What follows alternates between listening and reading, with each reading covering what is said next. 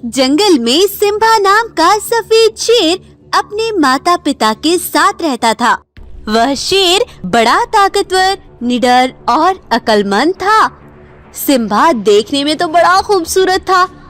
एक बार उस जंगल में एक बाघ आ पहुंचता है।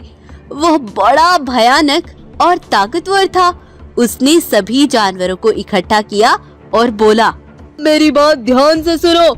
मैं इस जंगल पर अपना राज करने आया हूँ। तुम सब आज से मेरे हुक्म को मानोगे, और अगर तुमने ऐसा नहीं किया तो मैं तुम सबको और तुम्हारे बच्चों का शिकार कर लूंगा। हा हा हा हा हा हा।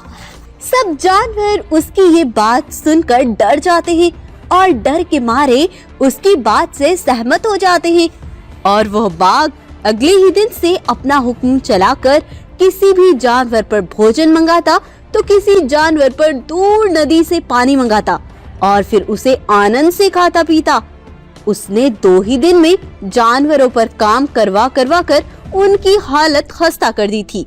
तभी वहाँ से सिम्बा गुजर रहा था तो उसे वह जानवर परेशानी में दिखाई दिए। तो सिम्बा उनके पास जाकर बोला, अरे तुम सब इतने उदास क्यों हो? क्या बात है? सिम्बा शेर, दरअसल बात यह है कि हमारे जंगल में 3 दिन पहले बाघ उतर आया था। उसने कहा कि मैं इस जंगल का राजा हूँ, तुम सब मेरा हुक्म मानो, और अगर तुमने मेरी बात ना मानी तो मैं तुम सबको खत्म कर दूंगा। उसने हमें बड़ा परेशान कर दिया है सिम्बा। तो ये बात है, तुम्हें मुझे पहले बताना चाहिए था। मेरे होते हुए तुम्हें कोई परेशान नहीं कर सकता। चलो मैं देखता हूँ उसे। तब सिम्बा सारे जानवरों को लेकर उस बाघ के पास जाता है और कहता है, अच्छा तो ये है वो बाघ। अब तुम्हारी खैर नहीं। बाघ, तुमने हमारे जंगल के जानवरों को बड़ा परेशान किया हुआ है। मैं तुम्हें छोड़ूंगा नहीं, मैं तुम्हें मार डालूंगा। तुम्हारी इतनी हिम्मत, मुझे मारने की धमकी दे रहे हो?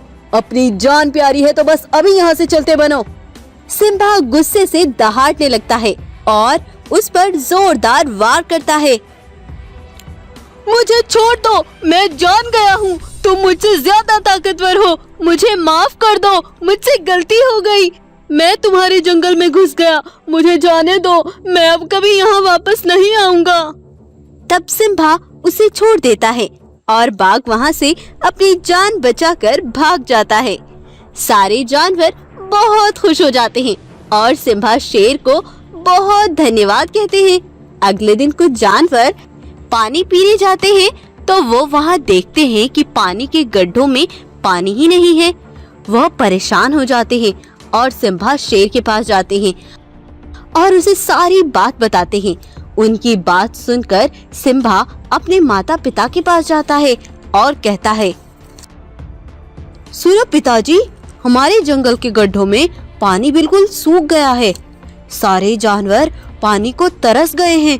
मुझे पास के जंगल जाना होगा, वहाँ जाकर मुझे पता लगाना होगा आखिर ऐसा क्यों हो रहा है। अब आप मुझे रोकिएगा नहीं, मुझे जाने दीजिए। सिम्बा भालू को लेकर उस दूसरे जंगल को निकल जाता है, लेकिन उसके माता पिता उसके वहाँ जाने पर बड़े परेशान थे। सुनो जी, आज भगवान से प्रार्थना करें